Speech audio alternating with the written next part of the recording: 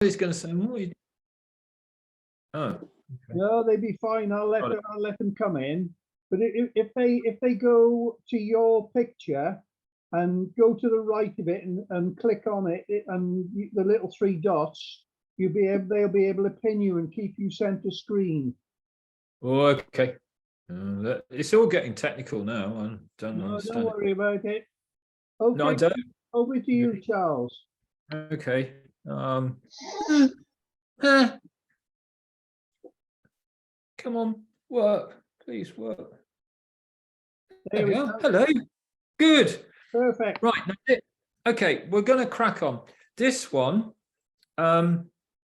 is a very intriguing pattern, as much that it is one of the simplest flies I tie. I'm going to change glasses so I can see what the heck I'm doing. It caught me a lot of fish at Buell, and it catches me a lot of fish everywhere. And it's one of Tom's from Draker, and it is just the simplest little cormorant you'll ever tie. The camera's on. Is it? I think it's going to do this quite a lot, I'm afraid. But anyway, bear with. So what I've just got some Glow Bright floss on there, and it's Glow Bright floss, okay? And please ask questions, because the camera's going to go every now and again. It always does. And to get the material, this is magic tinsel. Can you see it? There it is. Let's bring it close. There. To actually bring it up to the hook, I make a cross there. Oh, it's gone. Hold on. Derek, is there any way I can keep this going? I don't know why it keeps doing that. It did last time. I don't know why it does. Anyway, I make a cross there. I don't know if you can see that. Push against that thread and bring it around, and just bring that magic tinsel up on top of the hook shank. Make 2 turns and then just ease it down so it just comes along that shank there. So I've got a nice start to the fly, and I actually don't need to do any more than that, and it's gone again. I don't know why it does that. Does anyone know why it does that? No. Yeah. It's a wrong answer, actually. So with a magic foil, I'm just going to wind it down to the bend of the hook. And this is an old Dave Collier trick, that you wind it down and then you wind it back up again. And this way, it's the old way of tying any kind of flat tinsel, flat foil, anything. And it just covers up the turns if you've made any gaps on the way down. So it's a nice, neat way of doing things. Now you can use pearl, you can use black, it's gone again. There we go. You can use anything you like, but as long as you just keep that smoothness and that sparseness, because at the end of the day, it's supposed to look a little bit like a buzzer. And I'm just going to hold it. It's quite bulky, so I'm just going to wind that thread just there. And we're working with floss, remember, so you're not working with nano thread or anything else. Okay, so there's that one. And you get some nice little bits of marabou. Now this is really nice and fluffy, and you take, it's gone.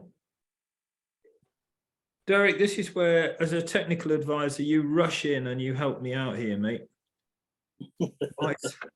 Why is that keep going off? Now, good marabou is really difficult to get a hold of now, and you just want a tiny, tiny pinch of this. And I moisten my fingers and make a little shuttlecock like that. It's an old Bob Carnhill trick, late Bob Carnhill, wonderful fly tire. And that brings all the base of the fibers together, and you pinch out the tops. Do not cut marabou. It's gone again. I'm going to get used to this movement in a minute. So I'm just going to slide down side, neaten up those points there. And then offer it up So it's at the bend of the shank. Now, the best hook size for this is around about 14. Now, there are two critical things about this. One, you just secure it. You secure that wing, bring it back, and you leave yourself enough room to trim. There. It's gone. At least I can hear it click. Charles, Yes. just try, it might not be anything to do it, muting everyone. I'm not sure that's going to do anything, Pete. It's a nice idea, but I don't think that's going to do it. Because it's to do with the camera, not anything else. We could try. I don't even know how to do that. So I'll mute everybody, Charles. that might work. Anyway, build up a little. No, it's gone. No, great idea, Pete. Build up a head of this floss. And the significant thing about this is not, and I repeat, not to actually put any varnish on it at all. None. Okay? Because if you do, you'll kill the fluorescence in that thread. And it relies on that little fluorescent kick. And I've lost count of the amount of fish I've had when I've been using nymphs and everything else that fly has done. And it's so easy to tie, and especially if that wretched Camera's cameras are gone gone. again, Charles. No, oh no, there it is. That's it. And I'm very delicate with the floss. I don't pull it too hard. Open up that aperture of that scissor and just pop it through. And that's the first fly of the evening. It is so simple. But the important characteristics are that very bright, smooth head, the wing that is almost in line, just a bit behind that bend in the shank. And then if I turn it around, you get that little glow there. I'm just going to trim that out. That's the first one. It's just a very, very simple cormorant. And you fish it with a team of nymphs, probably in the middle. If you're fishing 4, you can even afford to put 2 of those in the middle and a dowel or a blob on the point if you're going to use blobs. And that very often will take fish when nothing else will. And the curious thing is, the smaller you tie it, the better it works. So size 14's much better than even a size 10. Most people go for size 10s with cormorants, but don't. On this one, try it small. So that's the first one. And what I'll do, Derek, please remind me. Oops. Actually, I can come out of that for a second. Yeah, just swap your cameras over. Yeah. Now I should go into that. Or not. FaceTime HD. I should be. Oh, there I am. Yeah. So, with all the patterns, they're all so simple. But what I was going to do, Derek, is at the end of this, if anyone's really interested in some of these designs, and there's nothing radical about them, is to maybe put them on a sheet of paper. So you've got a record of what they are. You'll have a record of the tying, I think, with Derek. But if I write down the recipes of them and send them over to Derek, you'll have a good idea, and you can say, well, that's a load of rubbish, I'm not going to use that, or that's kind of useful, I'll use that. So Derek, if that's in order, we'll do that, shall we? Yeah, that's fine, Charles. Okay, right, onward. You see, this is fine. If we could get the fly up here, would be good, but it's on there and it's not so good. Right, next one, I'm going to be really cheeky here. And Robert Smith is going to have a fit, because I'm actually going to do a sort of a spidery thing. But I'm going to do it in the style that I want to fish it. Now, that needs explanation. Whilst I'm assembling these bits and pieces of material, and I'll introduce those, he's going to have a very hissy fit when I start mentioning a couple of the bits of material. So if anyone knows Robert, will you please be very quiet or very nice about me, please? But we did talk about hooks, and we both agreed that this little grip hook was absolutely lovely for spiders. And that's what I'm going to do. I'm going to do a sort of a March brownie spider, because now we've moved to Wales, and rather typically the season opened this week. We've had snow, we've got biblical rain at the moment, most of which is in my garage. And all in all, it isn't the perfect start to a season. However, that said, this is what I'd like to try. But the hook, and I'll write it down for you, is an odd one. It's, oh God, I always go on 11413, as if anyone can actually remember that. Number 12. It seems quite big for a spider, but a March brown is quite a big animal. But what we liked, it was, I'm going to pop that in the vise, that hook, and I don't want to alter the focal length, but, or dare I? Do you think on a video, Derek, it will self, sort of focus? Give it a try. No, I don't want to try. I don't want to try. Could you all see what I was tying last time? Yeah. Good. Okay. Well, let's go with that, because I don't want to change horses middle of the race. So let's just go with that, shall we? All right. So let's go to. There we are.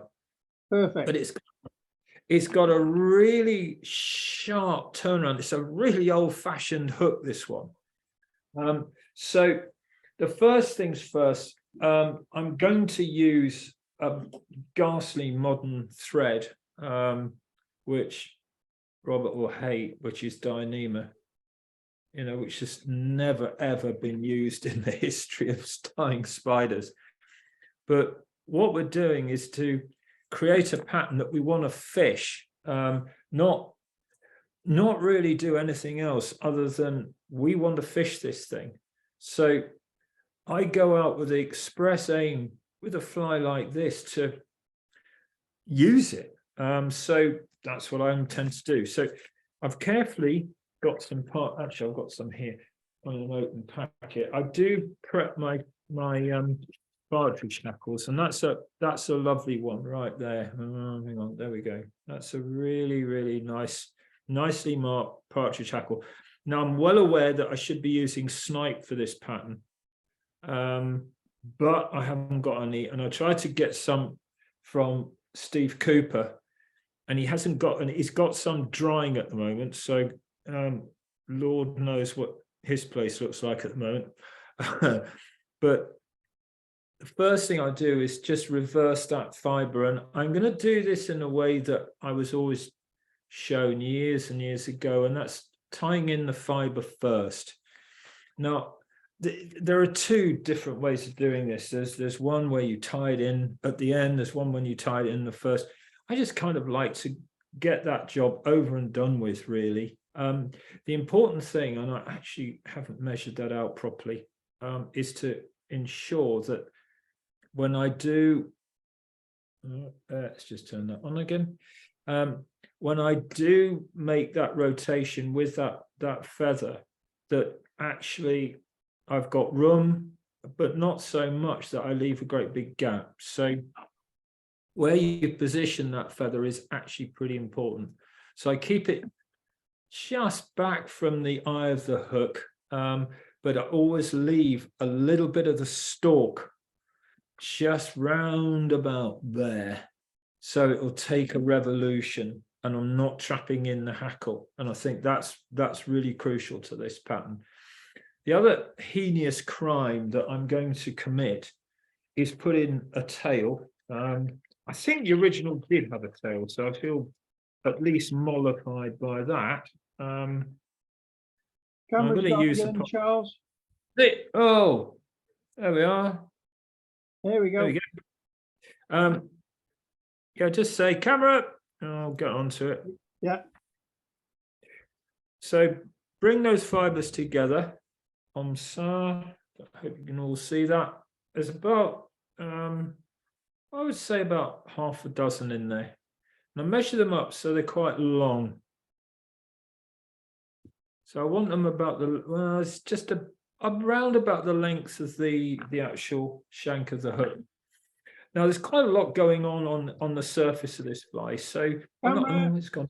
Yeah, right, got it. I'm on it.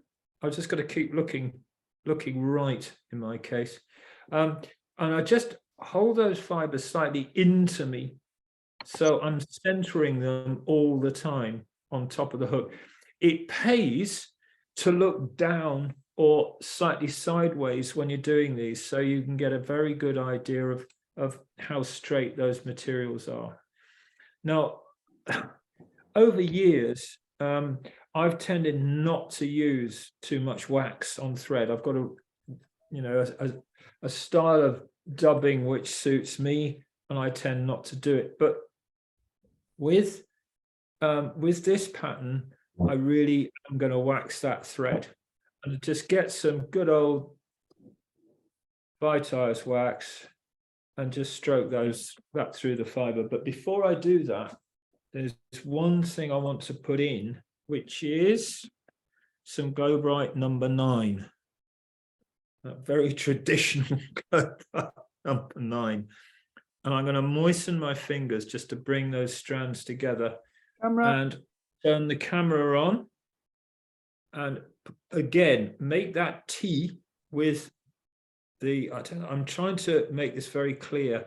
There, can you all see that? I'm pushing against that thread and then around and on top and pull through. And that'll gather those fibers together nicely.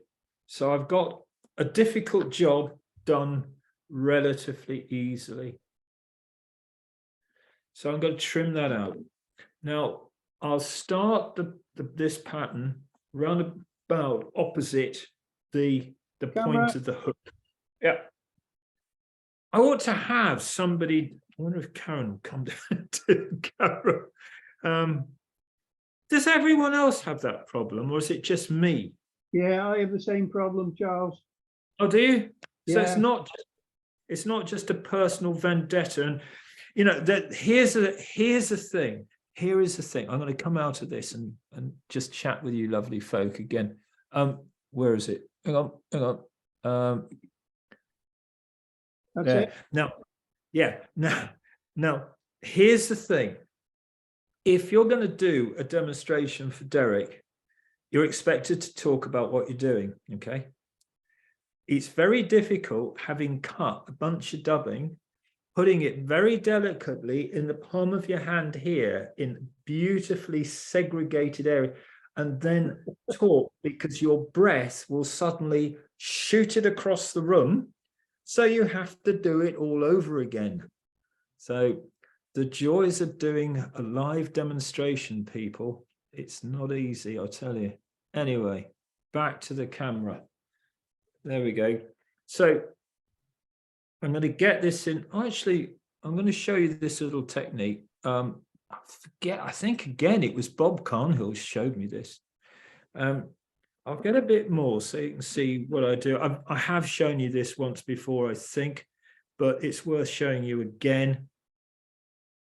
And if it's snowy or rainy outside, it'll give you a certain amount of amusement value. Now, there was a chap that I met the other weekend. Pete, were you down at the show at Roadford? You were, weren't you? Did you come to that show? Who's that, Pete? Yeah. Everybody's on mute at the moment. Just nod, Pete. Were you at the show? He wasn't at this show. Where were you? Anyway, this chap said, I'm having terrible trouble with dubbing. And I was told that you get it into a tight ball and then you try and get it on the... I said, what? And this was an instructor saying this. And I said, no, you want air. So when you get dubbing, even something like hare's dubbing, there it is in the palm of my hand. There we are. And you just separate and you get your index finger and you rotate it in the palm of your hand and you knit all those fibers together and mix them. But you actually are separating them out as well. So when you come to dub, you put that down there carefully, not breathing on it. You go over to here, you turn this on there, you press that and you get that. This is getting worryingly slick here. And across that little bit of thread that I put some wax on, it's still not going to be very easy to dub, but I don't want that. I just want the attachment because I do want to pick it up. I want it as rough as a badger's backside, really. That's a technical term that we use. So let's come up there and up. Oops, it's gone again, isn't it? The whole secret, I think, of tying a pattern like this is control. So I'll just moisten my fingers and just knit those fibers together just a little bit. And then just an open-ish. Can you have an open closed turn? You sort of can, I think. That's just going to bunch up a little bit. Moisten, bring them together. That's good. But I don't want it too neat. I really don't. This is the last thing I want. There you go. Oh, now I brought it together here and a bit chunkier because I wanted a slight thoracic movement there. Now I've gone the opposite direction there, but I'm going to hold and twist. So I'm going to get that rib and hold it and then twist it. There we go. And curiously, when it goes against that hare's fur, it goes odd, and that camera's gone again, hasn't it? Yeah. It goes a strange sort of olive color. It's most odd. It doesn't go yellow at all. It goes olive. Now, there, I'm just going to get my thumbnail and hold that and just crease it in there. So I give it key and then just bring my thread in front. This is where you get your hackle plier. Camera probably go off and I'll make a couple of revolutions here. Now this is where a bit of moisture, it's gone, and rake it back so you're veiling it there. So I want quite a pronounced hackle here. It's got a lot of early season work to do, this one. I'm not looking for one of those sparse anorexic things. I want something that's full-bodied and robust here. Now camera's gone, but I can't do anything. Oh yeah, it hasn't yet. So with this thread, I can go in, over, that's gone, and just get some work done in there. There we go. Now I haven't quite finished yet. That's good. Slide that scissor point down using my pinky finger there and just nip out those fibers. So there we've got a nice sort of bushy fly. Robert's going to have a fit. Now we all know the effectiveness of 1 or 2 dry flies with that glinty stuff in, the light bright. So what I'm going to do here, I don't want a bead head on this, but if I get some of this fiber in right at the front, it's a really good thing to use for a dabbler as well, actually. Rake that back, Oh, you horrid camera. There we are. I haven't worked out how to sort the settings out on mine yet, Charles. No, I'm going to have to work at that. But so what I've done is I've got that light bright trailing back just as a little accent in the head. There we go. And then I'll just finish in the conventional way. So what I've done is I've just given it a little glint. So that'll be picked up in fast water and darkish water. And hopefully by a big usk or taff or ebu brown trout. It's just moving in the vise that hook a little bit. And just little touching, a little whip finish. You're done. There we go. That'll do it. So ease it through. There we go. That's number 2 done. They're going down like 9pence. There we are. That camera's gone. Has anybody got any questions for Charles? Please. If so, unmute yourselves and ask the question and then mute yourself again, please. There we go.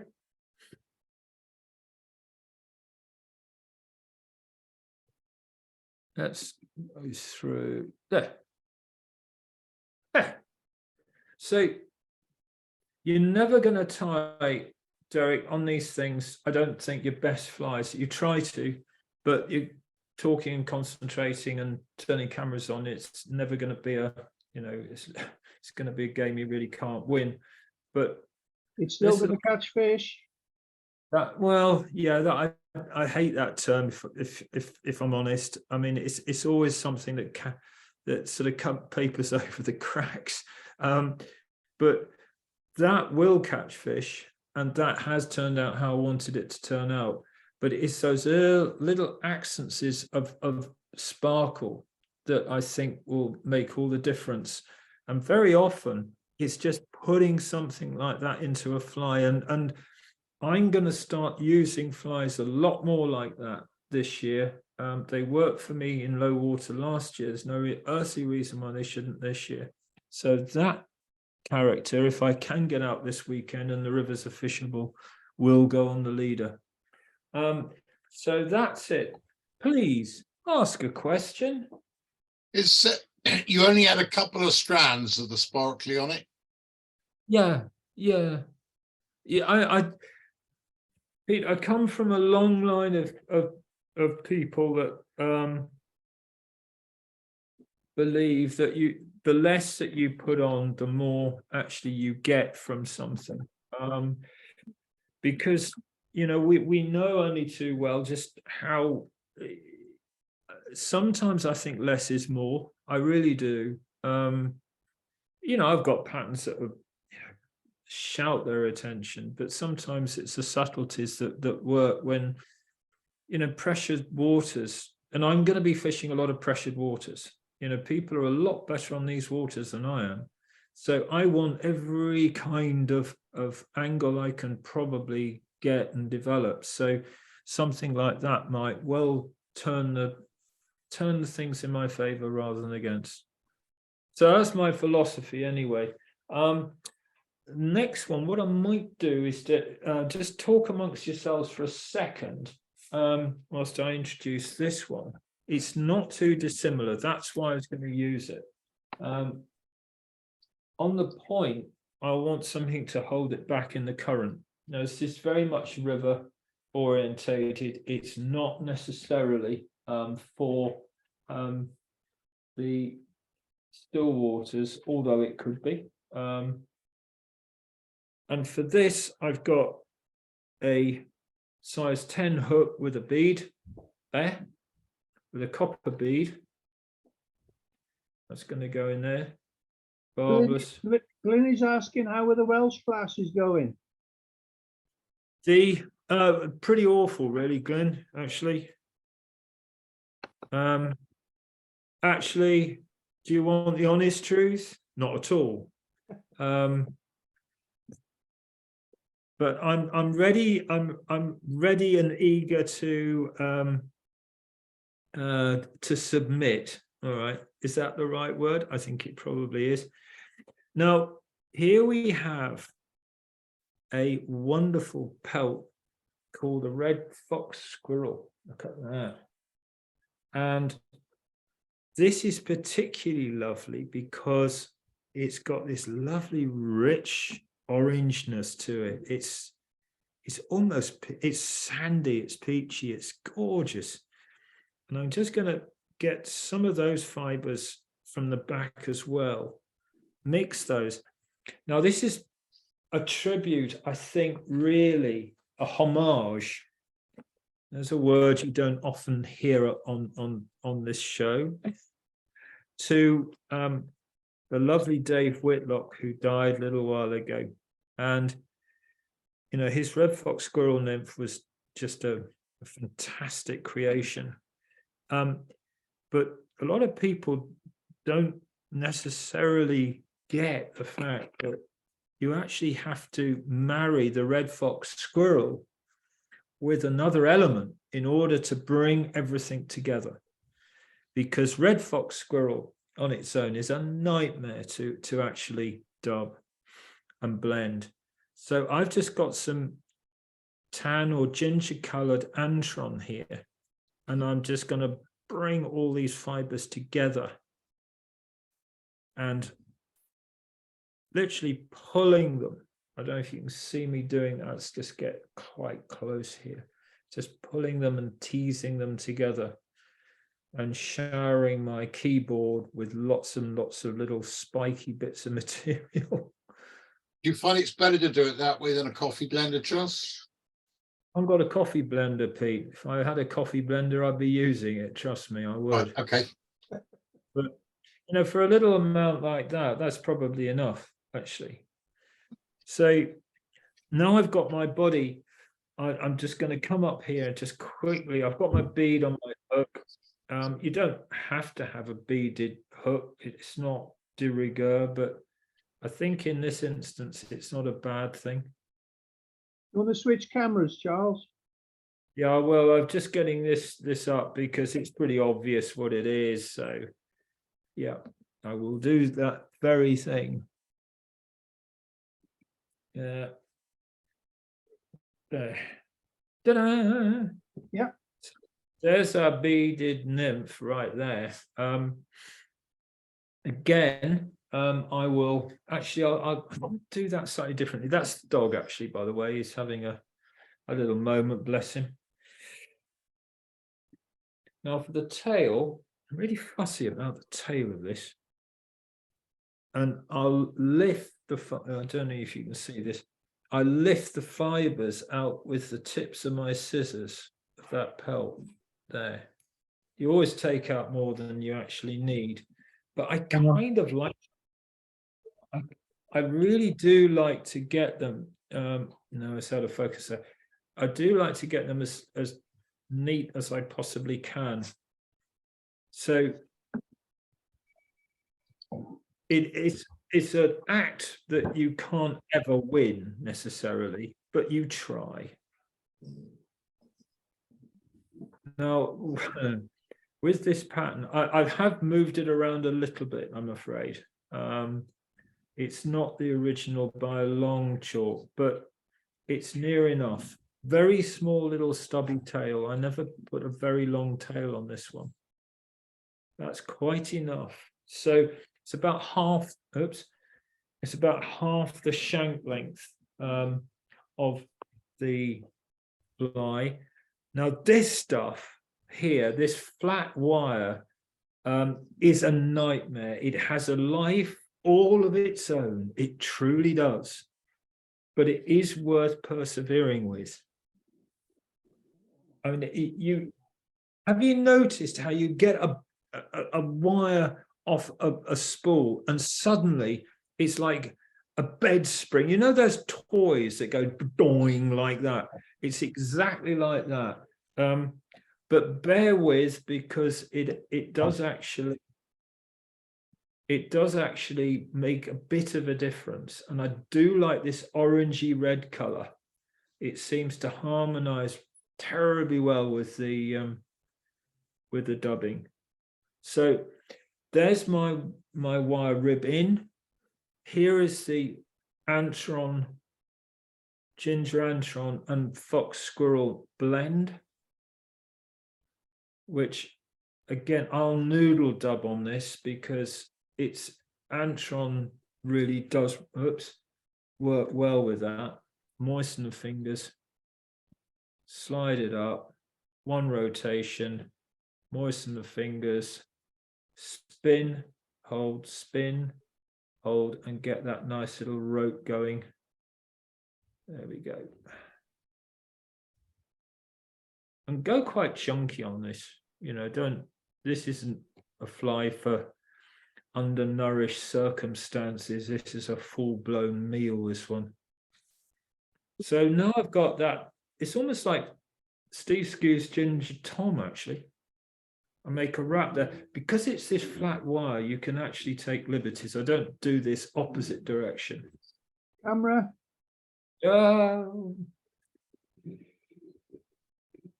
But you do get a cracking segmentation.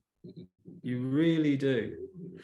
Now, here what I'll do is just to take a couple of turns there. It is notoriously tough. So waggling it in the approved fashion to preserve your scissors isn't often that easy, but on this occasion, thank goodness it was. Now he's hunting around for it.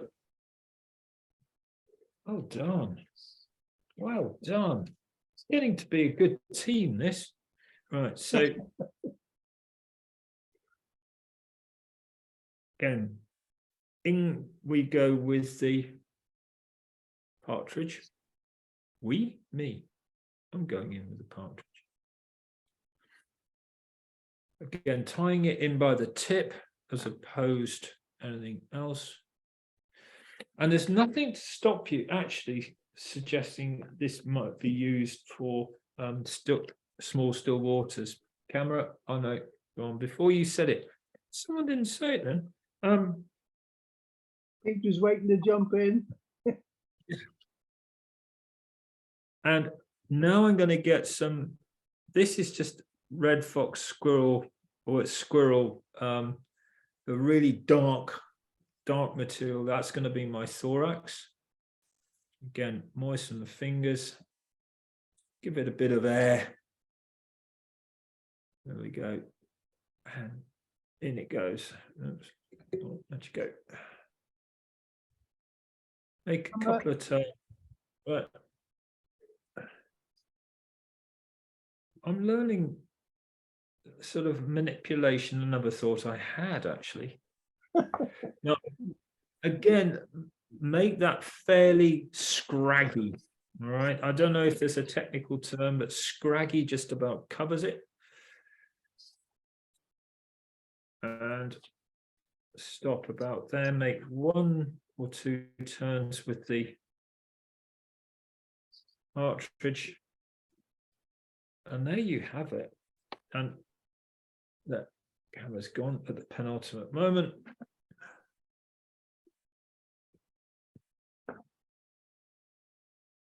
And you've got a cracking pattern here that will, it's one of those things that you can shove on with total confidence wherever you go in the world, literally in the world, and use.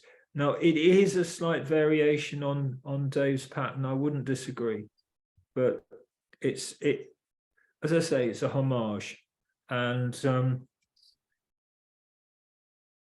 it's one I would absolutely encourage that you pop in your fly box because it just works. Camera. Why not?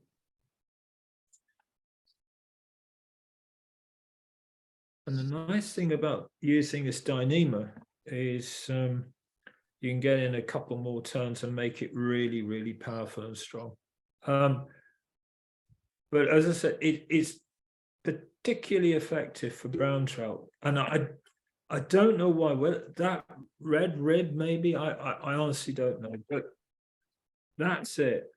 and it just, if I move that fiber back a bit there, you'll see that it's just got that lovely sort of general feeling of a shrimp, of a caddis, of a, you know, so many different things.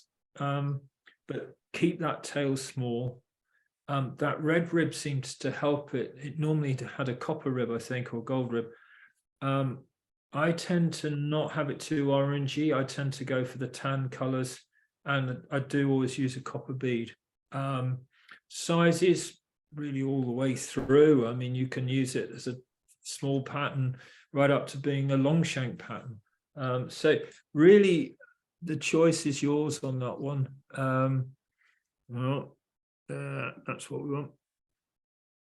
So that's my variation on the Red Fox Squirrel Nymph. Quite dowdy. And I suspect, have we got any stillwater fishers there? I'm going to have a quick sip of tea. Yeah, there's quite a few. Okay. I better do something for you, I think. This Charles? is yes. Sorry to interrupt.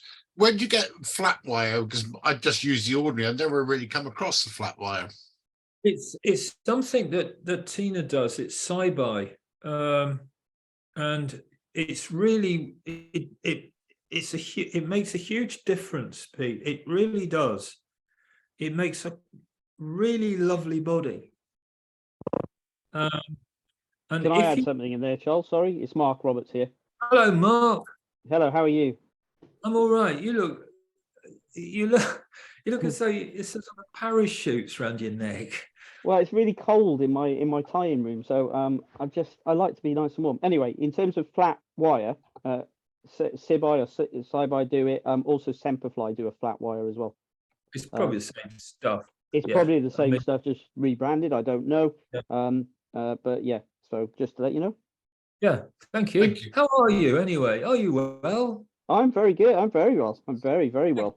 But I'll be in contact soon because I'm heading back over to Wales at some point to see the family. So yeah, well, I should leave it a day or two because it's a little bit sort of moist over here at the moment. I tend to only head into Wales when it's sunny.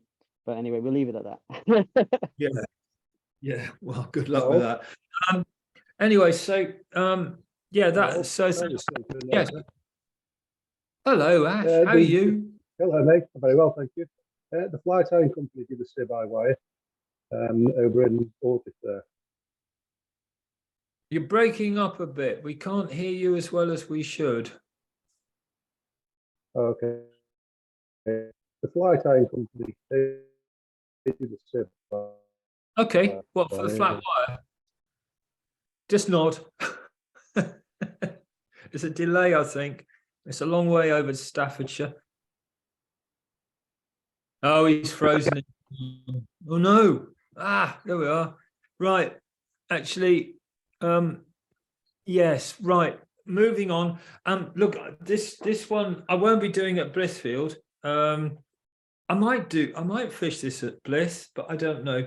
But this goes back to the days of. It really does. And in order to do it, I've got to explain a whole bunch. This was devised by Glyn Hopper back in the day when Buell was in its ascendant and we all caught lots and lots of fish, and getting into a packet of hooks was a lot easier than it is now. And let's get rid of all this nice stuff because we're going to come on to nasty stuff. Now, the thing is that you used to be able to get, does anyone remember those wonderful black Captain Hamilton hooks? You used to get those. Yeah, you used to get several. You used to get a light wire and a heavy wire, didn't you? And I think Sprite did a similar version. And I've not been able to find anything really like it. And you did want that really wide gape for this pattern. But what I've got here is, I don't know what it is. Hang on, I'll soon tell you. It's a Firehose Sticks Competition Nymph Wet egg 1 times 2, 2 times, oh God. But anyway, it's got a nice big gap to it, which is the whole nub of this, because I want to get some weight in there. And the first thing I want to do is to lay a foundation. And before I put the lead on, there are 2 ways of doing this. I'm going to get the thread on, Derek, and then what we'll do is I'll switch to the camera, because it's a lot easier to explain without the camera going off. What size hook was it, Charles? Bloody massive, actually. 10? It's no, it's a size 8, but it's probably the actual length of it is about a size 10. But I want the gape of it, and you'll see why in a second. All right. Okay, now let me just come on to the oh, hang on. Oh, there we are. Getting the hang of this now. There we are. Yeah, it's a big chunk of iron, this hook. Now, before I go any further, I want to get some marabou in here.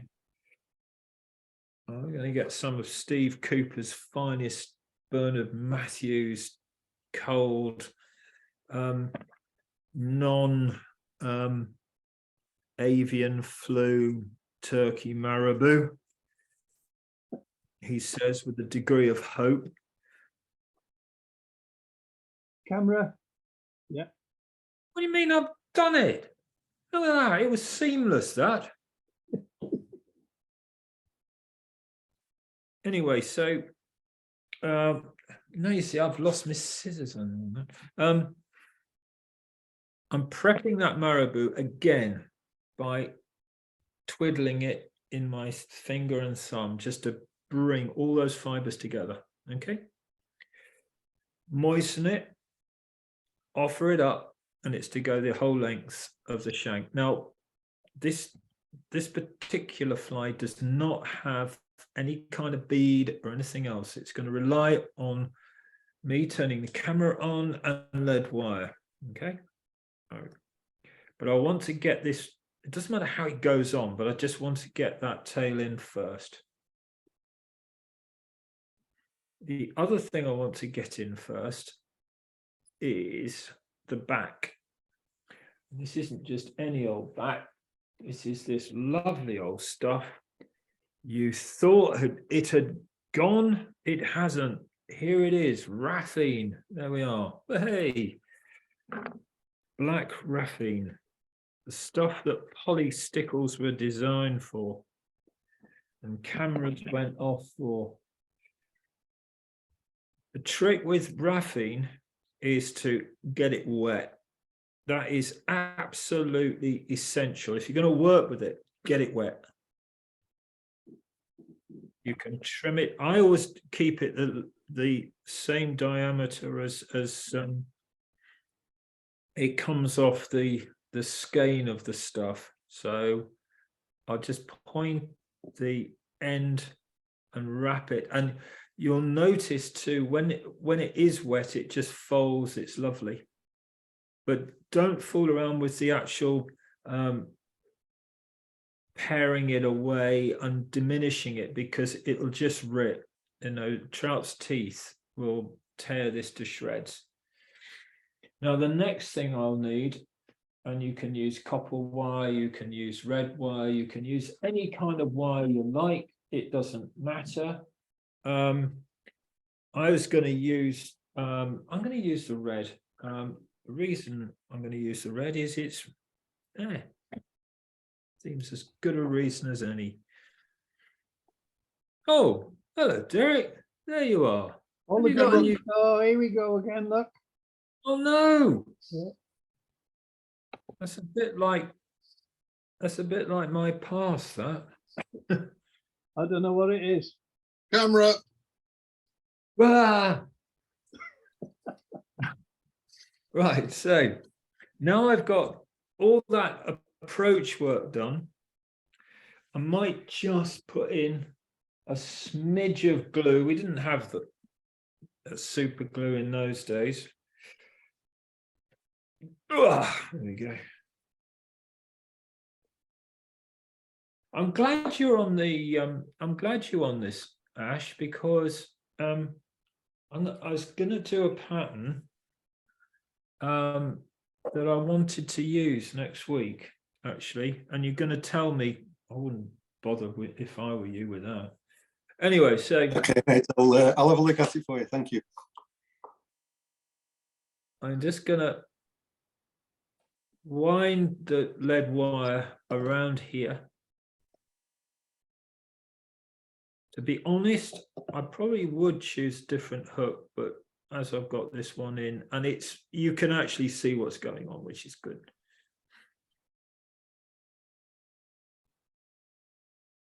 Now, the approach play with lead is, I think, really important. I always make sure that I pinch, I make sure that everything's touching turns. Camera. And habitually, I didn't know I could use my left hand.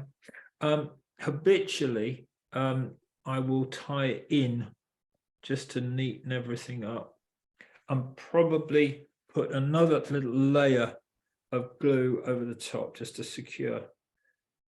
Now, this is where you've got to determine whether you want it heavy, whether you want it light, what you want it to do.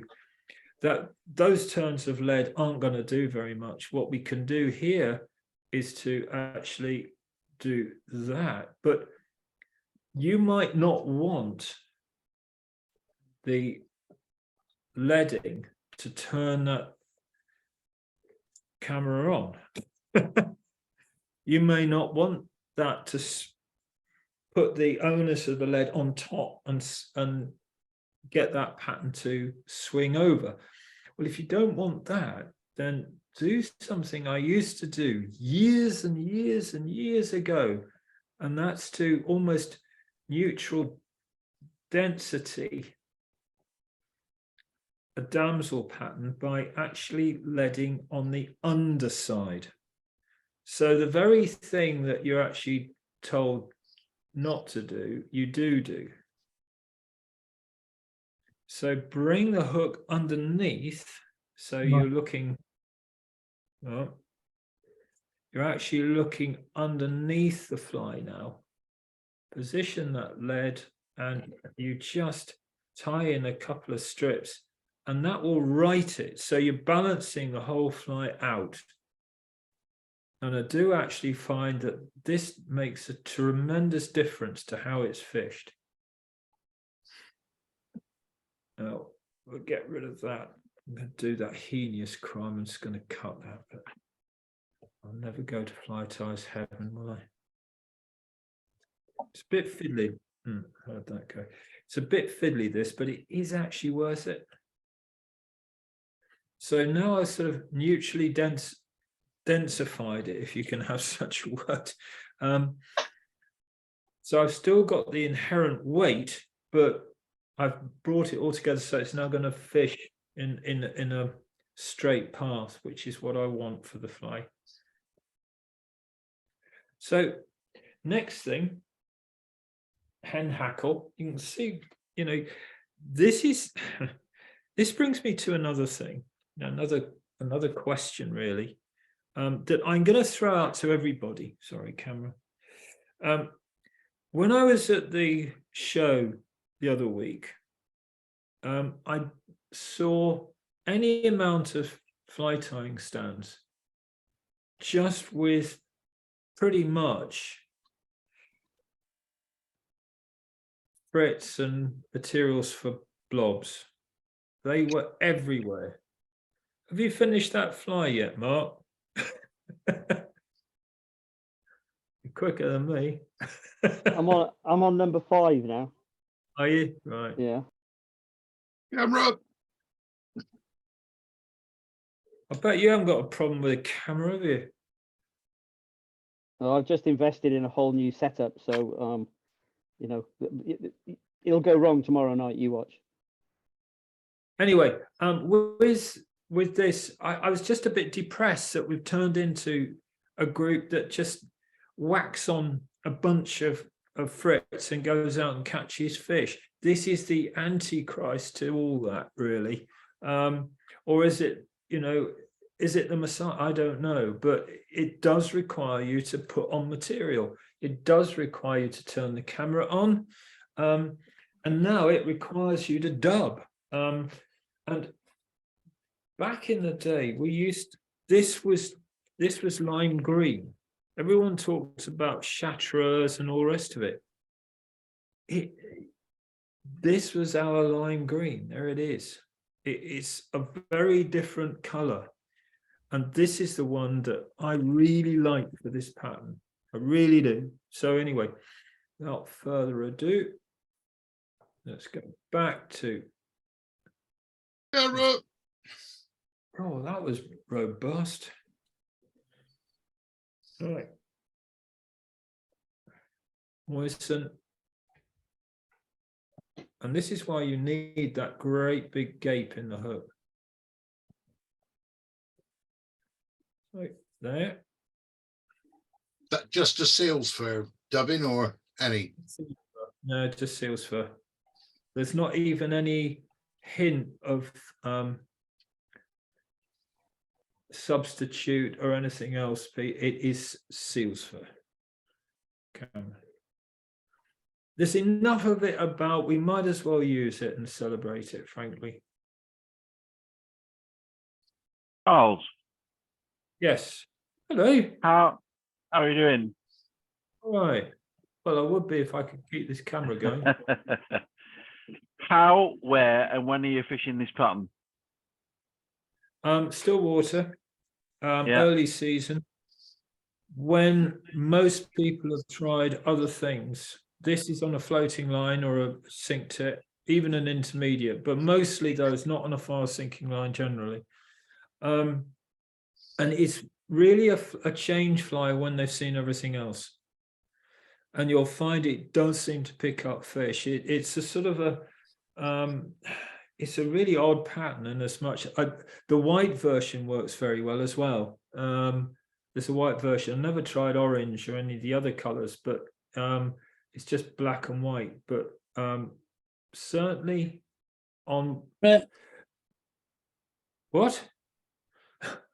On the bigger, smaller water, does that make sense? On places like Lechlade and places like that, it really does come into its own. And it's a good pattern too for early on reservoirs if you're using a floating line with some buzzers about it and letting it come round on the wind. It's really quite a versatile fly, actually. It's a bit of a so-and-so to tie, but it's worth it. Now I'm going to palmer this down the shank. Yeah, Rob. I nearly left it off at that point because I've sort of got that awful thing where I've got a hackle that is really a little bit too small to be palmered. But we'll be able to get it to work. But do choose a soft henny cock hackle or hen hackle for this. And again, you've got to understand a degree of fly tying to do this pattern. So Yeah, Rob. and just palmer that up. And there it is. Almost.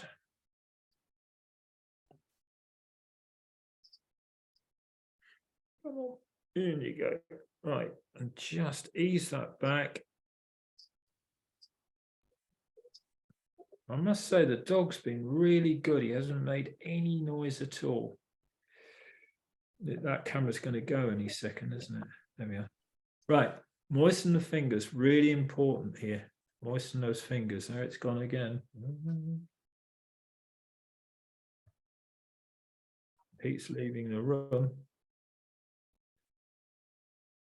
Get that really, really as wet as you can at this point. Soon it'll dry out, and then fold and rake those hackles back. And I tend to hold this with my right, this shell back, pull that right in. And there it is. Now, because the suddenly Pete got up and I was looking at I was looking at an empty chair and I thought, hello, he's been abducted by aliens. But no, he's come back to be with us. I'm sorry. No, you can do anything you like on this, anything you like. So I lift that Raffine up a couple of turns, and they're coming quite tight with this. You know, honestly nowadays we just don't know. We're born. Years ago, we wouldn't have the ability to get in all these thread wraps. You know, we'd have Danville's, you know, Fly Master, and that would be about our thinnest. And I still use Danville's, but my goodness, we really don't know we've been born. Camera's gone again, Charles. It does that, doesn't it?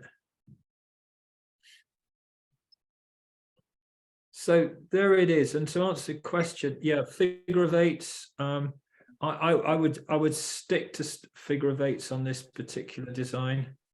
The dog has started to snore, so obviously I'm not entertaining it as much as I should do. So what would you call this, Charles? A stalking Montana?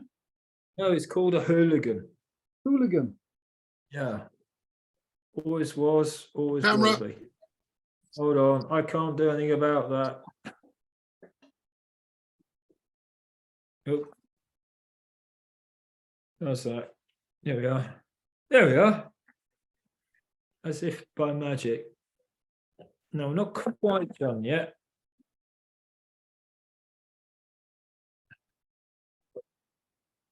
Just stroke this back.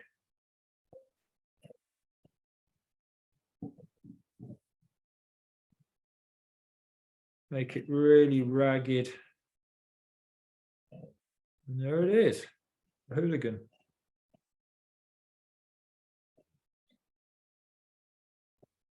Bit different. I mean, yes, it is Montana-ish, but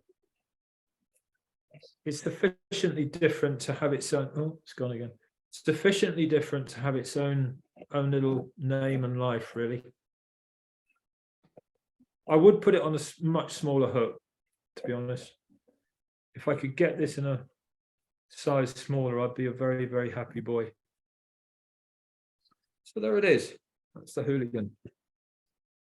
Cracking pattern, that. Loads of movement in it.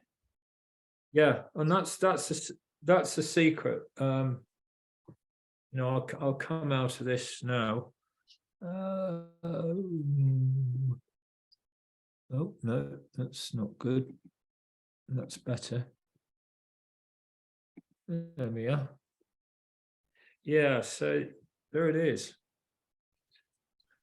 So there's not, I mean, compared with something like having a whacking great tungsten bead in it, it's not going to have an awful lot of weight, but it's got enough to puncture the surface film and just come through nicely and be able to cast. I mean, that's the whole essence of this, is basically that you're able to cast the thing.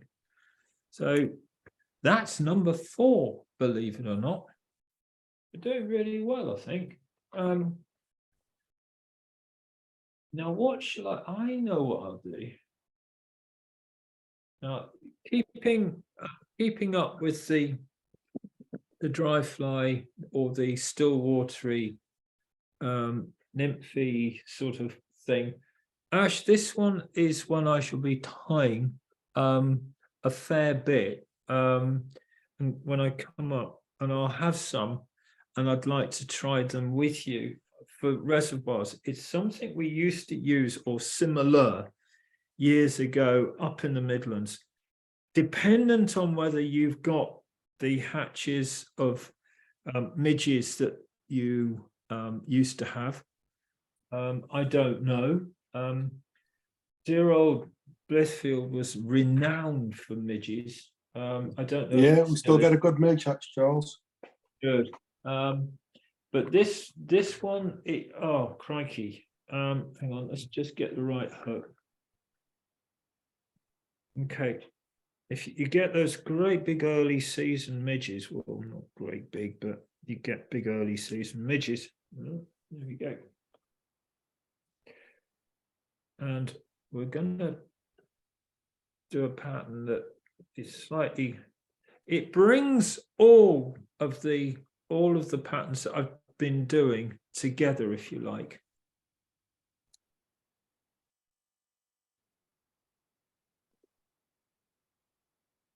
I'm just gonna adjust my hook. That's gone a bit nuts. There we go. All right, I'm just going to get the thread up first, and then we'll switch to camera.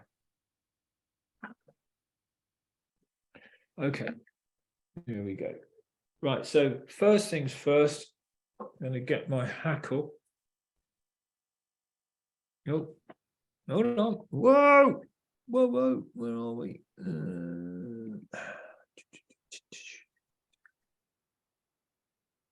USB video, there we are. That's what we want. Right, I'm going to get a wet fly hackle, a soft hen hackle. Measure it up a little bit to the actual gape of the hook. That should be okay, actually. I'm going to sacrifice quite a lot at the base. Oh, it's gone. Oh no. It's quite a lot at the base here, but that should rake back really quite well. But even though I'm going to take it back some more.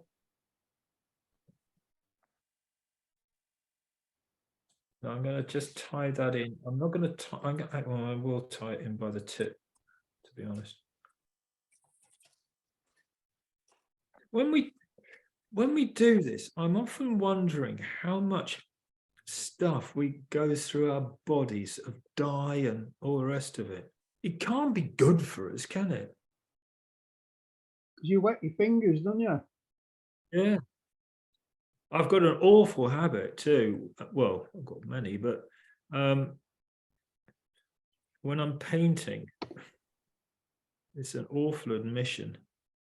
But in order to point up my sable brushes, I moisten them by putting them in my mouth. So I don't know how much cobalt, ultramarine, or anything else I've shoved down me down the years.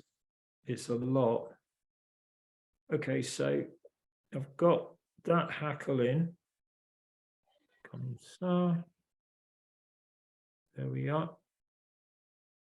These aren't particularly radical, but they're just nice to do. And it's nice to actually go back to designs that you remember back in the day. If nothing else, to see if they still work. I'm sure they do. And also to fish. Now here you can do a number of things. I mean, we can put in some, let's get this one because it's quite unusual. Get in some UV, and I'll put this in right now.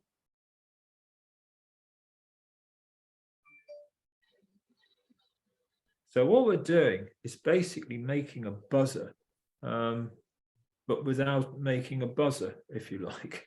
So I've got this camera now on. I've got this magic tinsel going in, forming this really smooth body, and then bringing it back up. There.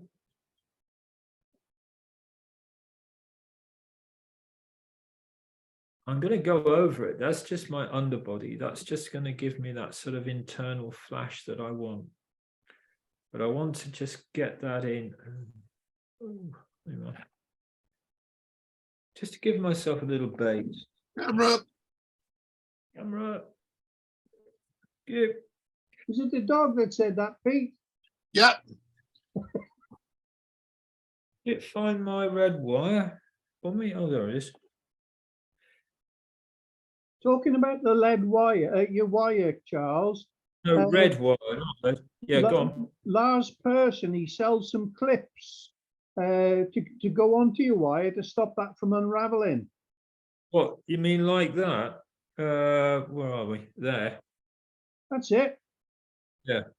Well, that works. It doesn't work so well with this blooming flat wire. It's just got a mind all of its own. It's just extraordinary. It really is. So again, oops. Get that in with that T in like so. And around. And then open turns with that thread. Okay. So I'm going against and utilizing that lovely glow of that pearl. And now probably ruin the whole thing by dubbing on top of it. And it doesn't matter really what sort of dubbing you use. I mean, this is called scruffy dubbing, but it's rabbit by any names, and it's got a bit of fleck in it. It's nice and open. It allows me to work, which is good. And it's soft enough to really come together nicely. Again, moisten. Bring that to a little point. Quick little turn there. Got one awkward little hackle. Mark will know all about those awkward little hackles that just won't behave. Keep it open. And I'm just going to keep this fairly open this turn, so I get that pearl to glint through. Now, Ash, this is all on you, because if you say, oh, I wouldn't bother bringing that if I were you, I won't. Now, again, I'm going to do it in the classic way and just rotate this in an opposite direction. This wire. There. Camera up. Beginning to sound like my sports master.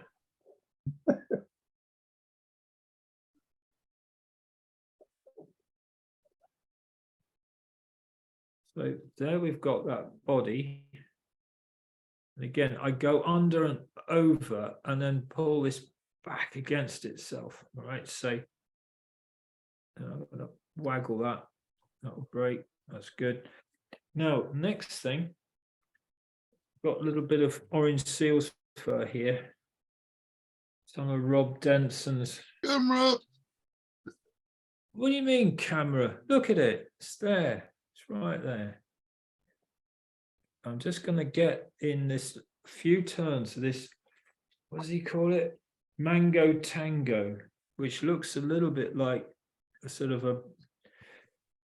the hemoclysine and of a hatching wing-ish. I'm just going to make a couple of turns of this in there, right in the thorax. It's a sort of reverse odd Dunkel, not Dunkel, what am I talking about? Pennel is the word I'm looking for. So that's formed a very sparse little thorax. Now I'm hunting around madly for the hackle pliers, which I can't find, of course.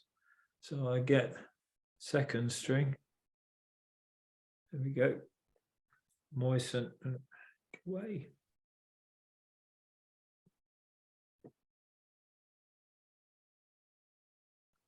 I automatically reached the camera there, thinking it's good. It did. You did, yeah. So I want to fold that back.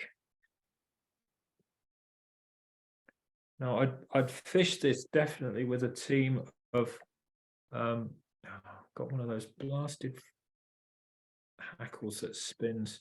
I'd want probably a dialback or two or similar to be with this one up the leader.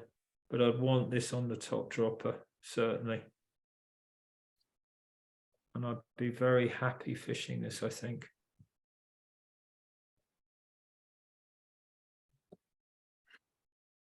Yeah, Camera's gone again, going- Charles. yeah.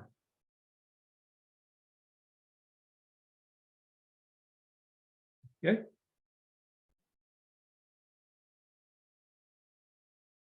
And just pinch that in a bit.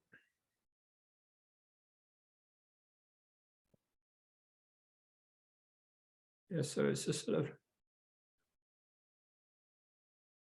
panel-ish, really. So I don't need to make a big hoo-ha about the head. It's gone, isn't it? Gone. Camera. I'm there. Look at that.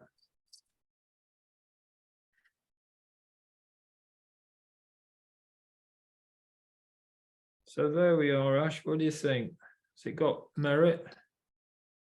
Yes, mate, bring a few of them up. I think there's about 10 of us fishing on that day, so I'd get tying. There you go. It's quite easy Yeah, to that got- time. I did. I chose to ignore it.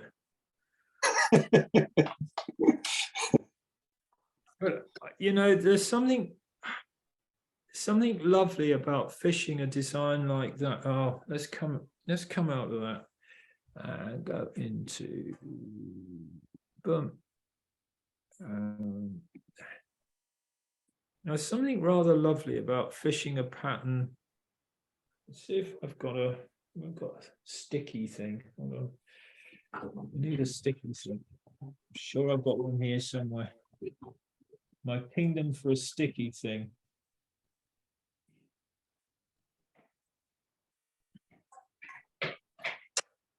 Let's try and get this up close and personal so you can all see it. There we go. What size hook was that, Charles? Sorry? What size hook was it on? It's on a size, it's a very, very small size 10 that I would have said was a size 12. There it is. Can you see that? I mean, there's bits sort of straggling everywhere, but I actually don't mind that. Oh, I've got that out, that bit. But that's it. I don't know if you can all see it. There it It's is. a nice fly, that. And I'd like to fish that at Wimble, Pete, anywhere really. I think there's many a new song to be made with an old violin, really, to mangle a axiom. Here's an old one. Do you want me to go? Are you all right with me wittering on here? Yeah, you carry on. Yeah, fine. It's getting quite chilly down here. Oh, I tell you what I did need for this, blast and damnation, and I haven't got it because I don't smoke, and that's right. You might have to talk amongst yourselves for a second or two, because I need to go upstairs to get. Oh no, I've got some down here. Right. What am I saying? Hold on.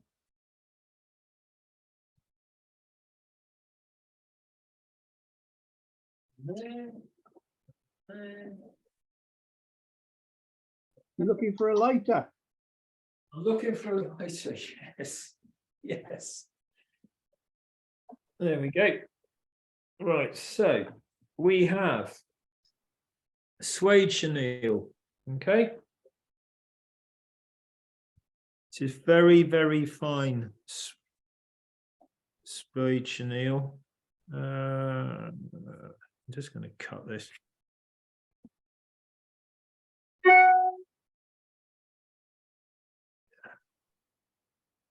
Yeah, that'll do.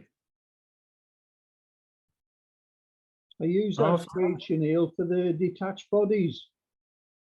Yeah, that's what I'm going to do. This is a pattern that actually burgled Now that is a match. Long safety matches. There's nothing safe about this match. Holy Christ. Right, just show the end of that Vernal chenille just at that flame. Just show it. There we go. And you get this lovely little turny up bit. Great for bodies of all sorts of things. And strangely enough, good for hawthorn too. Now, this pattern is a Palomino midge. By any other name, that's what it is, but it's kind of not, all right? So for this pattern, I've got quite a small hook. I hope you can see it when I turn to the camera. It's a caddis pupa hook. It's a grit one, but you can get hens, you can get fulling mill. They're all pretty much, it's just a small, very short shanked grub hook, really. That's what it is. So let's just move to the camera. USB video. There we are. And there's the bad boy right there. The secret about Size what? 14? It's a 16, actually. 16. Yeah. Now here, what I do is I just tie in the thread to be the thorax, okay? And just where it's prescribing that curve, this pattern is really best tied on size 18, 20. It really does benefit from being small. Now, what separates this from the Palomino and others is this, and it must have been so popular because Fulling Mill used to sell it and they dropped it, bless them, and then everyone said, oh, have you got that? Where can I get hold of this pattern? And I said, well, I've got no idea because they're not doing it anymore. So I found myself having to tie a few of these, and I don't tie commercially for friends because it works incredibly well in Iceland, apparently, for the big browns out there. Anyway, I've got some twinkle here, which again is difficult to get hold of. And if you can get it, this is the orange twinkle. And I fold it, literally fold it around that thread, rotate that hook and slide it into that under section there. That's really, really important. Okay, so now I've got two sections. Just bring it around. Doesn't matter if they all bunch together, but it's got to be on the underside there. Okay, so right there. Well, you can do it this way around if you want, but it doesn't make any odds. But it should really be angled on this under section of the fly, not on top. There. Now the next trick, well, it's not a trick, but the next thing you want to do is just get a little bit of dubbing there. Typically that's vanished down there. Oh well. Teasing out really fine muskrat, under fur of rabbit, whatever, but just a little tiny bit, just to plug a gap really more than anything else. Camera. Lights, action. So there's that little tiny wisp of there. I'm just going to raise this up, and that, strangely enough, ladies and gentlemen, if we've got any ladies on this show, is my post. Now, here we have this undernourished hackle here. I'd love to see the bird that this came from. The legs must be enormous. Nope. It's No, bro. What? It's a saddle hackle that goes on forever. I mean, you know, there's the tip of it there, and it's going to go down and look, it's ridiculous. Oh, that's a Tie lot back. then. I know. You could tie about 80 flies with this. Right, so now, oops, camera up. I'm getting demob happy here. Right, so I never used to do this. I always used to tie with both sides of the hackle. Gareth Lewis, he showed me the way. I never really gave it much credence, I think, you know. And the other one was Barry Orr Clark. And if you want a really lovely parachute hackle, it really does help just to tie with one side. I don't do great parachute hackles. I just don't. I do the best I possibly can. They're not anywhere near what the guys I've just mentioned can do. They're just magicians with a hackle. But you know, it's that old thing. I have to work with the inadequacies I've got, and you know, I'm happy to do that, really. So tie that in, and I find it's much better to literally tie it on the side. I do, honestly. Now you haven't got a lot of support there in that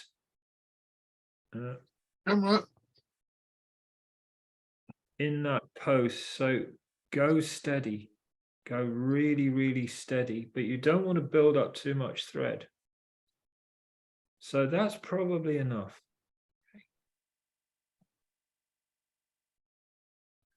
Now I can trim out that segment there. And what I will do is I will wind this around that post. Do you know how difficult it is to wind a parachute hackle, support a post with your fingers, and keep turning on a camera? Yeah. Do you know how difficult that is? You're a star. Hardly. Oh no, no, I'll call that bit. No, don't want that bit. This is a lot easier to tie when you haven't got to discuss it, turn the camera on and off, and everything else. It's supposed to be a simple pattern.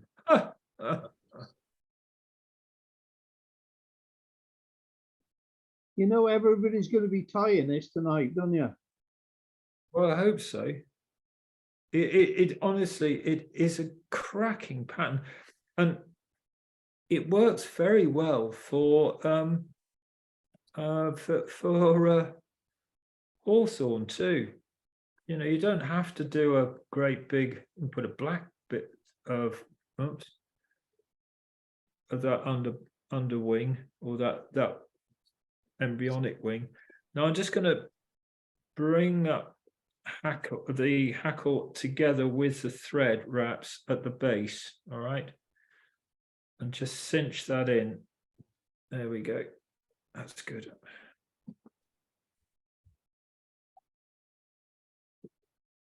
So now I just need a bit more dubbing, which was, where's it gone? It's vanished. Hold on.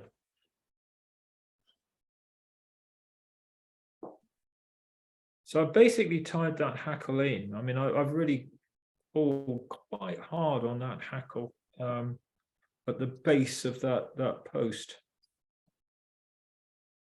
Camera's gone. That's it. I'll just fold this back as best as I can. Again, moisten. Put it back.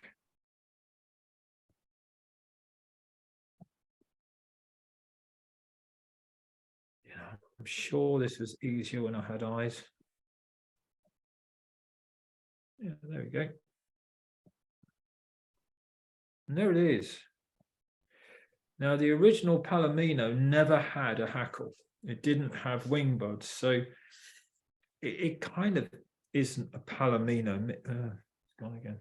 It kind of isn't a Palomino midge. But what it is a very effective dry fly when they're just dinking on the surface. Apparently, it's really popular in Ireland. I could understand why, I think. But there it is. It is a lot simpler than I'm probably making it because we've got the lights, camera, action. With the wing, or the embryonic wing, the wing buds, this is where we do need the camera. Hold on. Yeah. There we go. It's going to ease it in. Just get the scissor, run it along the point of the hook and just come up and just cut both together. That's really, really very, very important. Otherwise, you'll get them unequal and it doesn't look great at all. And then you can just trim that post to wherever you want. That instantly is the dog. If you have got a problem with your tying, if you've got slight nervousness about your tying, get a bit of super glue and just dob that in there. But wouldn't it be nice, Ash, if the fish were on the surface and we were able to use those? That would be fun. Camera's gone, I wish you could see this really close up, because if you looked at the underside, you'll see that glistening little underwing, which is so crucial to this pattern. And it does look just like a hatching midge. So that's that one. I still don't know why they don't do that, but they don't. So you've got to tie that. So that's number 5, please. 6. Right. Is it number 6? My God. I'm fire. I'm running out of ideas here. Oh, wait a minute. Yeah, I will show you this one. It's sort, yeah, okay. This is let me just come out of this a sec. Oh no, what have I done? No. Good. There we go. How much of this nonsense do you want me to continue with? I got unlimited time, so you can carry on as long as you like. Well, it's how much you guys want, really. I mean, this is going to be a slightly. Let's see what else did I have here. I could have talked about color, I suppose, but I will talk about this. This is a lovely way of doing a buoyant post. Let me put this together for you, and let's come up with a pattern based on what we've just done, because I think that is a style that's got merit. But give it a little bit more buoyancy where it matters, and show you a design or a style that a wonderful fly tie called Hans Wieleman. I don't know if anyone, or Wieleman, has anyone come across Hans? Probably one of the. They're all on mute at the moment. Oh, well, then that would explain that.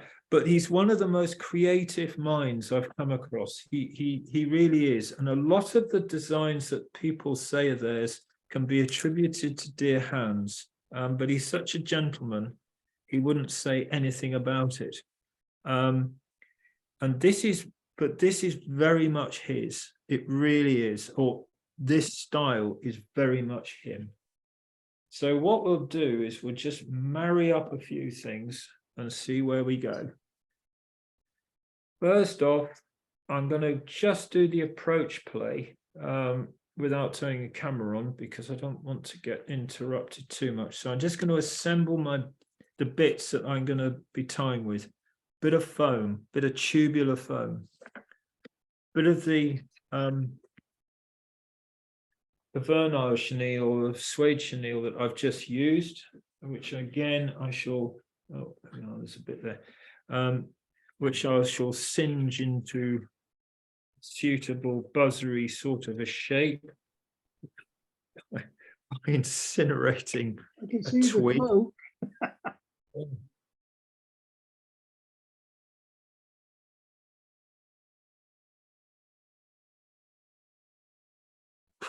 That was probably too much. Oh, I got a nice little bobble. Look at that. It's a male.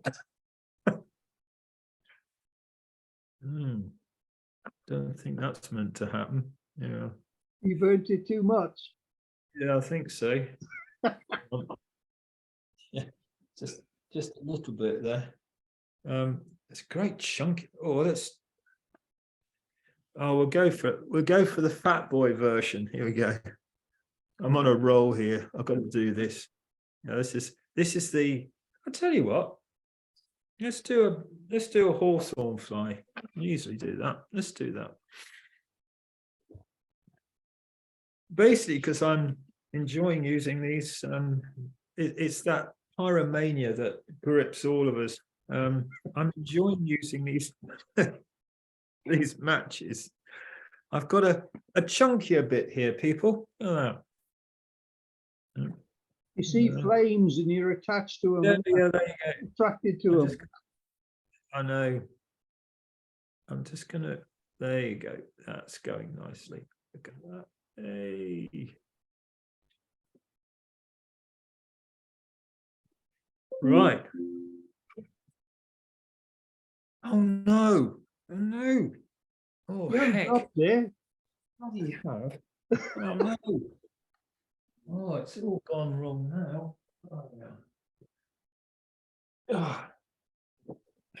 There it is. Okay, right. I'm going to switch to camera. So, no, before I switch to camera, I've got to switch this. Oh, it's all going terribly badly wrong now. Oh, there we are. Now I'm going to, Derek, I might stop in a little while. The reason, there's a very good reason. It's getting absolutely Boracic in here. On account, it's chilly out there, people. Anyway, here's that extended body. I have to say that if I was a trout and feeding on hawthorn, I'd quite like the idea of this, I must admit. Now, I wonder if I've got any hackles. Hold on.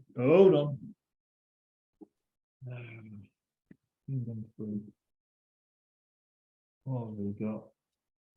I don't suppose anyone could knock me a few hackles, could they? I wasn't intending on tying it, you understand, so no, I don't know where I can get those from. Anything there? No, nothing there. You need some knotted legs. Sorry? You need some knotted legs. I do. Could you send some over, please? They won't get there in time. Well, they're not. Well, can you just imagine that we've got knotted legs here?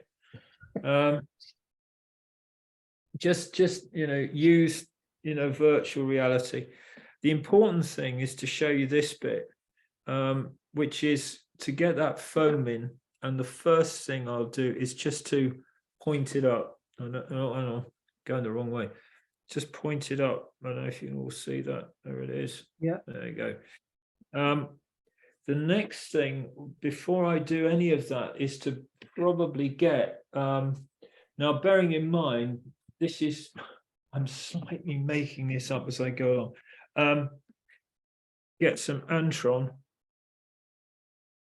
Camera. Is there now a question to everyone that's still with us on this? Do you think there's a huge difference? Everyone talks about Xelon being more important to the fly dresser than Antron.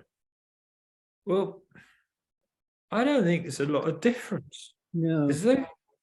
I think the Zealon's shinier. So if you're using it as a shuck, it looks better. But is it inherently different? Because it's got to be an antron-based material, surely. It's got to be trilobal. Don't know. Anyway, so I'm just going to tie in a little bit of antron there. What we could do, I suppose, is put in 2 bits. So you got 2 wings, but as they fold them along the back, I don't think that makes a lot of difference. Click on the So, camera. in, around, and up. There we go. Oh. I probably will, Derek, if you don't mind, old love, I might just stop after this one, because when things start to go wrong, it generally means you're tired. And You've had a long day, haven't you? well, it's not been the easiest day, I've got to be honest. I mean, to be honest, this could be an ant, it could be almost anything you want it to be. But the bit I really want to show you guys is this. You get the foam in there, all right? And the nice thing, oh, this is looking ragged. I know the camera's gone. No. No. How's that? Perfect. I mean, when the camera's working, it's actually all right. I think you just need to go into the settings and adjust how long it takes before it cuts out. Look, I have to tell you, Derek, it's just a feat of amazement, and I've even got this far. Don't you know? You're doing fine. Yeah. I'm not Ask one of really your grandchildren when they come over. Oh, yeah. I think. Well, no, Billy would just take one look at it and dismantle it entirely, take it apart, and then just leave it in tiny little shards everywhere. So, not the best idea you've ever had, no. Right, hang on. You know, we talk lovingly about the cost of everything and how much. Hold on, let me just come out. Derek, bear with. I'll talk about materials about this. You know how we talk about the cost of materials and everything, and you know how much capes are. This is a Kaufman cape right there. It's small. It's not like they used. You know, this is how they used to be. This is an original. I've had this for the better part of 30 odd years, and it's still going.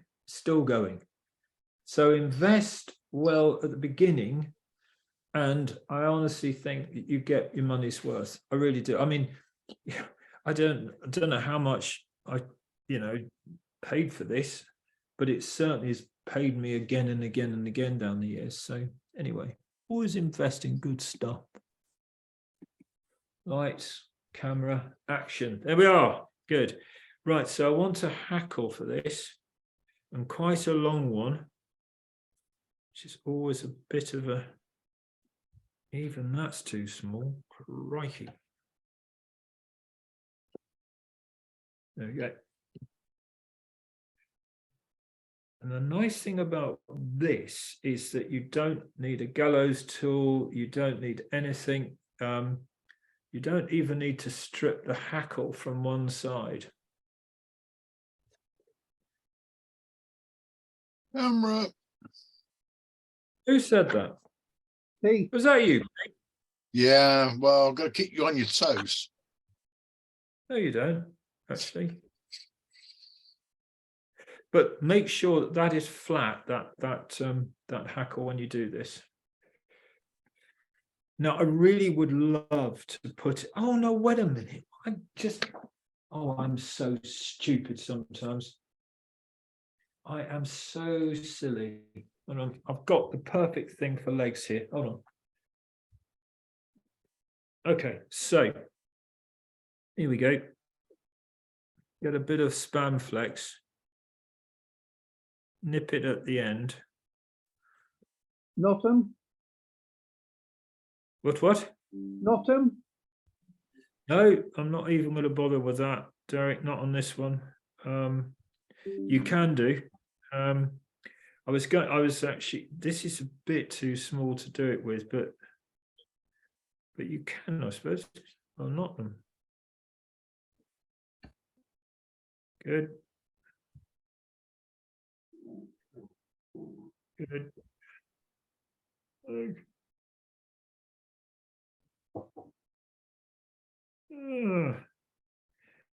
I don't want them double knotted. That's better. Right, so same process. You know, we quickly knotted some spam flex. Same process. In, round. Gonna turn it around so I've got both sides.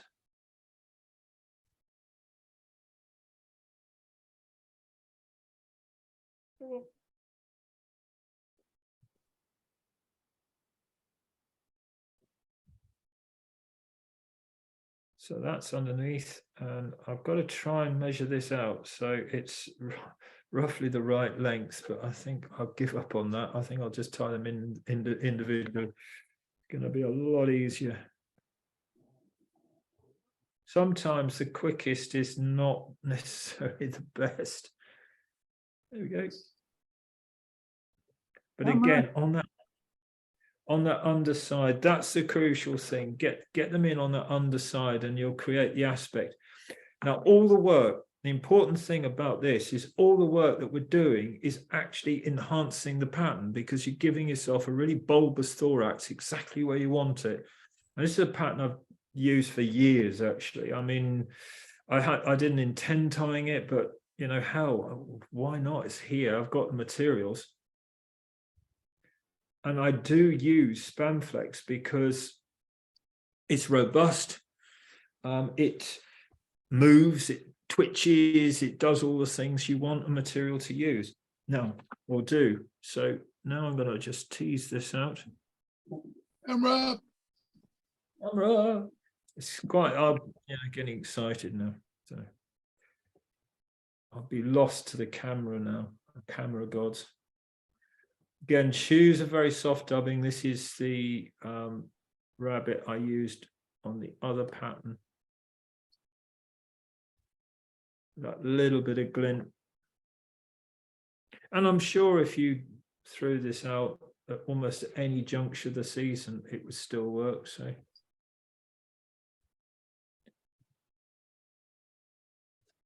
And as somebody pointed out, it's all very well having these lovely hawthorn designs, but they're no use at all if the wind's blowing in the wrong direction. And there's a degree of truth in that. So now I'm just going to get the hackle plier and grasp the tip and wind round this post. Just hold that foam there. As I say, the first person I ever saw doing this was Hans Wielemann. I thought, God, that's so clever. Oops. Camera's gone, Charles. That's just as well, because the hackle sprung out of the hackle. Hackle jaw. You see, I needn't have said anything. And I said, you could make lots and lots of turns here and go on indefinitely, and it would still work. So anyway, that's probably enough. I'm just doing it because I can. And the nice thing is, because you've got a great big shoulder there, when you come to tie it off, you're not, I know the camera's gone again. That's going to float all day long, that is. It's not going to sink too happily, yeah. Hang on, there we go. It's not, yeah. But it sits where it needs to sit, Derek. In the film. Yeah. Now I'm going to get rid of all those in a second, but let's just steer that out of the way. The Spanflex must give more movement than normal knotted pheasant tails. Absolutely, it does. And that's why I've been using it for years. And then all you do is just to bring this forward. And you are going to trap some fibers, there's no question. But you can trim those out of the way.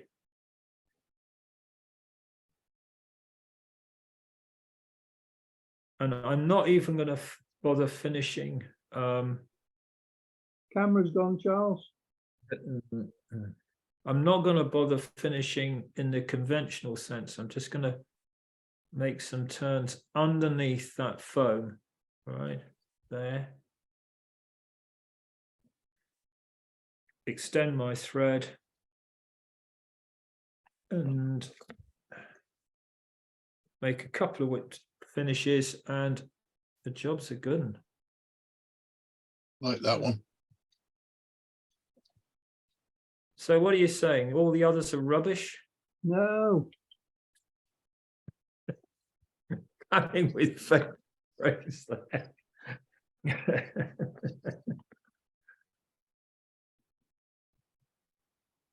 But the whole idea of these things is that, you know, you might go, oh, well, I already do that, or I do that, or I do something similar, or, you know, that. But to someone somewhere, there's going to be, oh, wait a minute, that's a good idea. And that's the beauty of these sort of things, that, you know, there's always going to be a little something, a little nugget that we have, all of us, contained in these things. I mean, I've learned this evening about certain things, about multitasking being one. So when you come to cut legs, all right, of anything, bring them together, okay, so they're even. I could have done that hackle a bit better, but you know, anyway, you get the rough idea. So there you have it. There's a sort of a hawthorn. But what I wanted to show you was that that foam bit of Hans's, and there it is, really. Sort of a hawthorn. I never intended tying, but seems to captured all your imagination. So we've done 7 flies, which is not bad. So we've got the Hooligan there, which is great on a floating line or a sink tip, with maybe a couple of flies above it or individually, if the fish have seen an awful lot of things. But I would go on a slightly smaller hook than that. But if you can get hold of the wide gape hooks, Captain Hamilton style, use them. We started off with this very, very simple cormorant with a magic tinsel body. I'm sure there are other companies doing other things, but this is from Help Me Out Flybox, and it works for me. It's a what's the name of the Techstream product? And it's really good. Yeah, but the secret of this, if there is one, is the glow bright head, which is the is it number 7? No, number 4. That you don't varnish. I repeat, do not varnish. Okay. Changes the color, doesn't it? Yeah, it really does, and it kills it. So don't put anything on it. Not. You might get away with epoxy, but Charles, yes. have you tried the Vivis fluorescent? Yes, colour? I have. Or is it totally different? I have. It's okay. I mean, the one that seems to still work is the Danville's Flymaster. That seems to be all right. But if I want something to fluoresce and have an intensity of color, Pete, I don't put anything on it, because whatever you do is going to detract. It's got to. You know, if you want a pure color, have a pure color. Don't put a secondary product in there, because it's just going to be a discordant note. It really is. So that's that one. And then we did the little March Brownie thing. And it is a thing, but I did I put a little bit of Glow Bright in the front just to give it a certain sort of je ne sais quoi. And then we did the Red Fox Squirrel Nymph-ish. There we go. There it is. Camera's gone again. With that red flat tinsel that Mark said, you know, we can get is from Sci-Bi, from Semperfli, etc., etc. And then we did that one that I'm going to be tying an awful lot of for one or two people in the Midlands. That sort of spidery thing there. Okay. And then we did the Palomino there-ish.